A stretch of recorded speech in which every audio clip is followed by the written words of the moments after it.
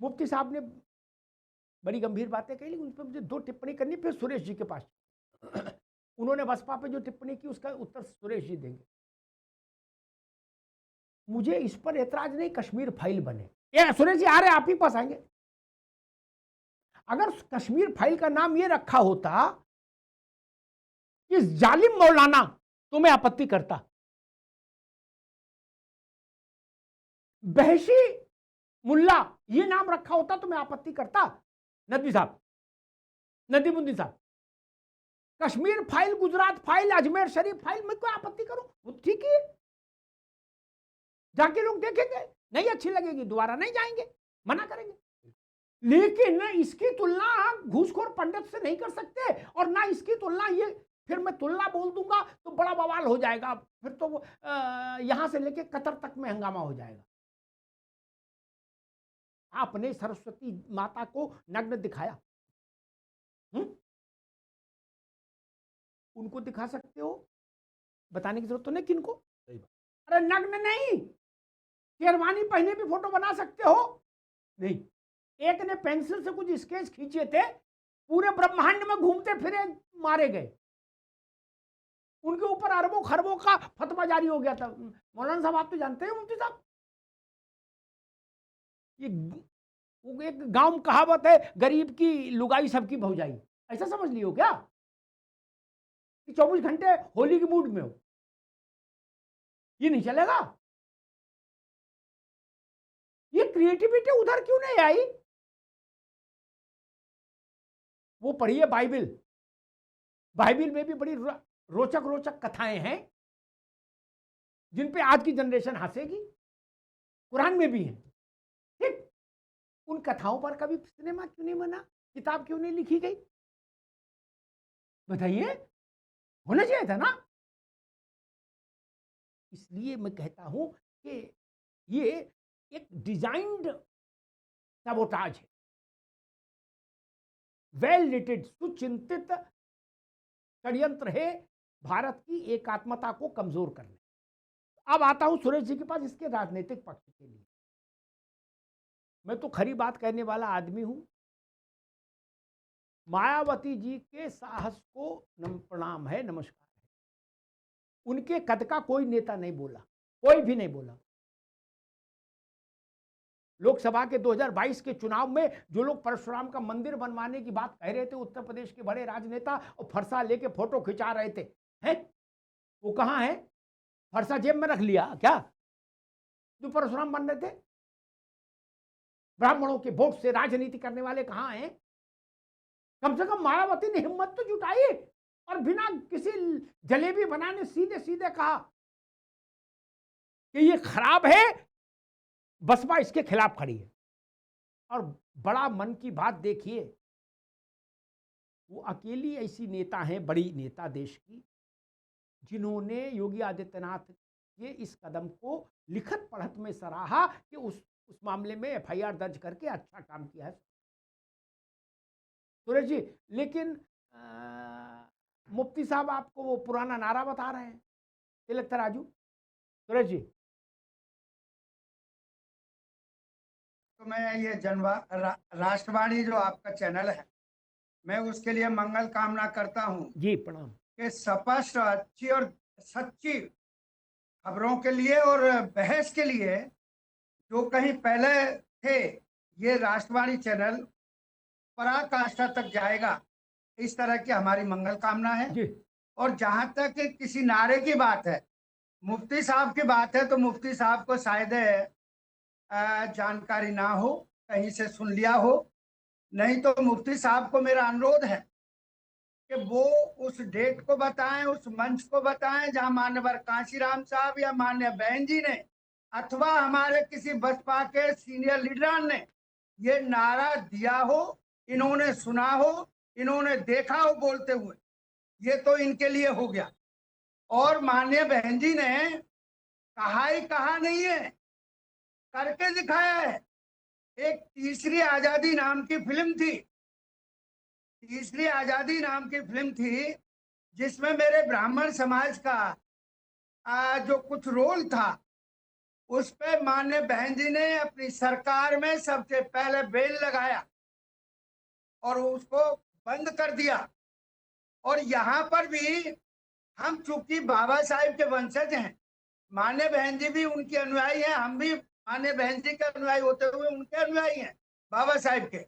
संवैधानिक तौर पर जो ये ब्राह्मण वंश का अपमान किया है, निरादर किया है, हम ऐसे लोगों को जो निरादर और अपमान करने वाले लोग हैं उनके टोटली खिलाफ हैं।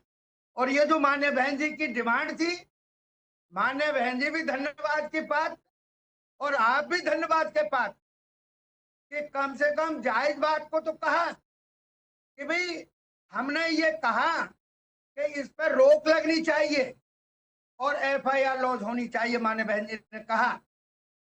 तो यहाँ पर उन्होंने माफी मांग लिया, लेकिन ये तो फिर एक तरह का अजीबोगरीब काम हो गया। कैसा? गांव में क्या होता है कि सरेआम बेइज्जत कर दो, एकांत में माफी मांग लो। सरेआम बेइज्जत कर दो और एकांत में माफी मांग लो, तो ये पॉलिसी भी बड़ी उनकी विचित्र है।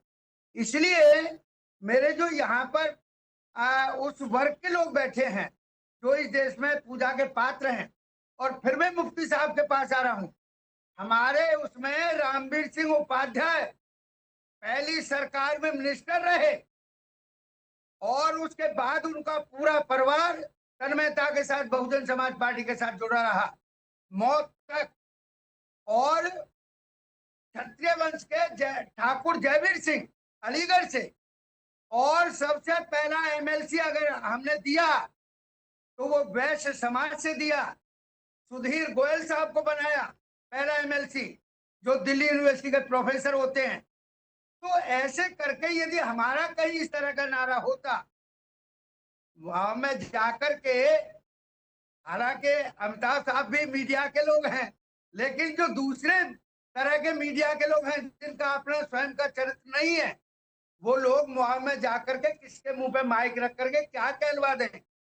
उस नारे में हमारा लेस मात्र भी कहीं कोई सहयोग नहीं है और ना उससे हम लोग समर्थन करते हैं।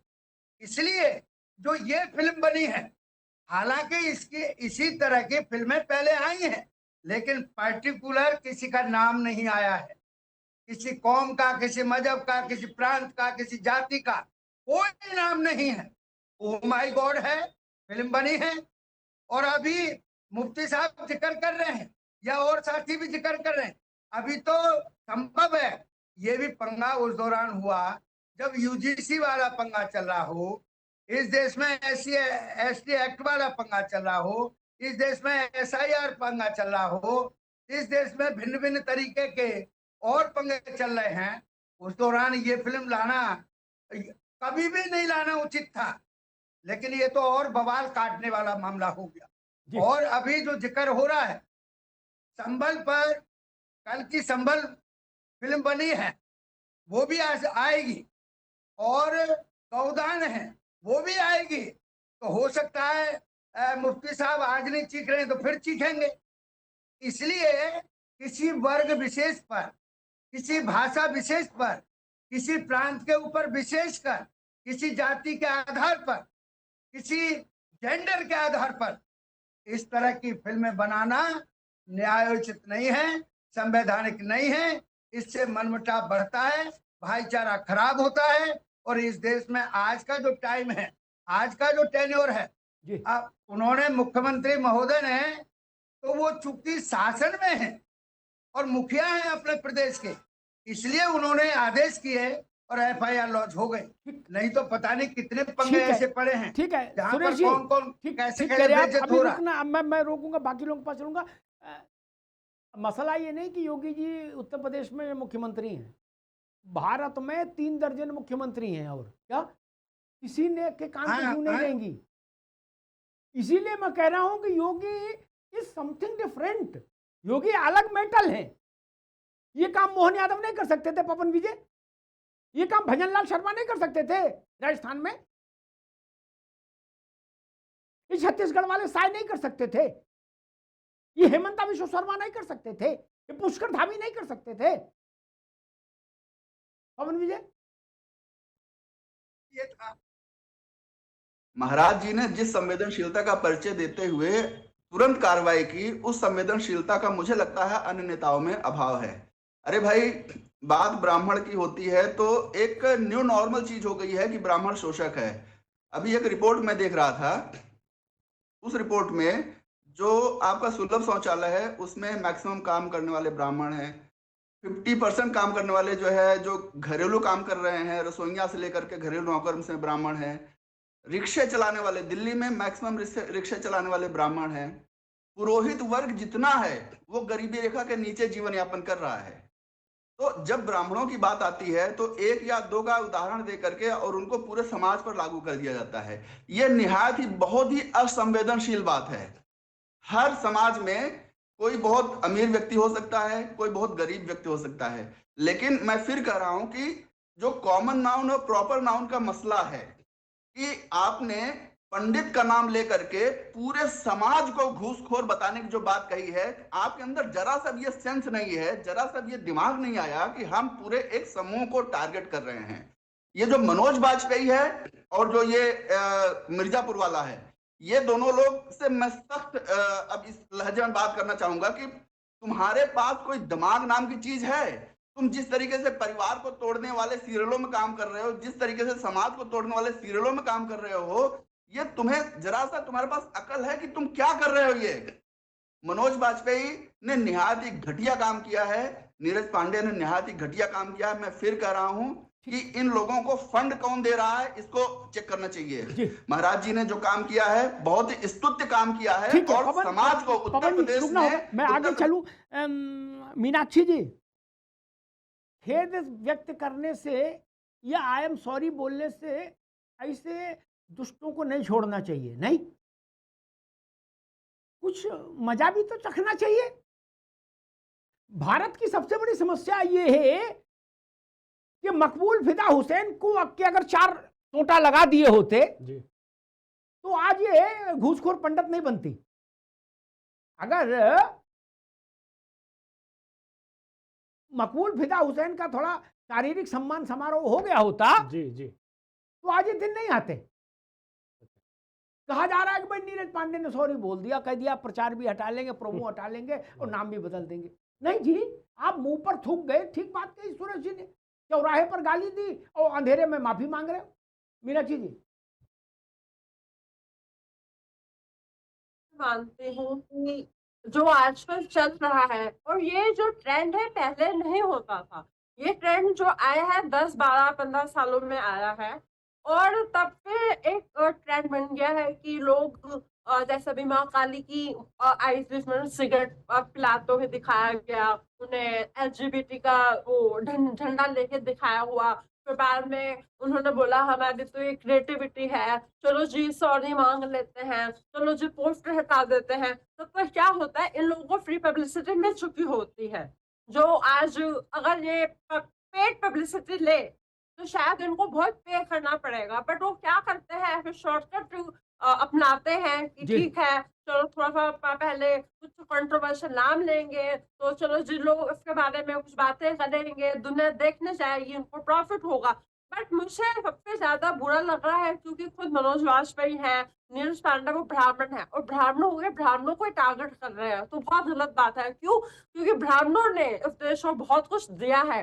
ब्राह्मणों में जो ब्राह्मण है, मैं ये नहीं कहती ब्राह्मण बाकी बहुत सी कम्युनिटी ने दिया, बट ब्राह्मण कम्युनिटी ने देश को बहुत कुछ दिया है। अगर हम अपनी स्वतंत्रता सेनानी देखें तो उसमें ज्यादातर लोग जो होते हैं ब्राह्मण थे, जिन्होंने देश के स्ट्रगल के लिए जो है काम किया है, जेल गए हैं, मेहनत की है, डंडे खाए हैं। और आज भी आप देखिए कि ब्राह्मण लड़कियां हैं चाहे ब्राह्मण लड़कों ने बहुत कुछ किया है।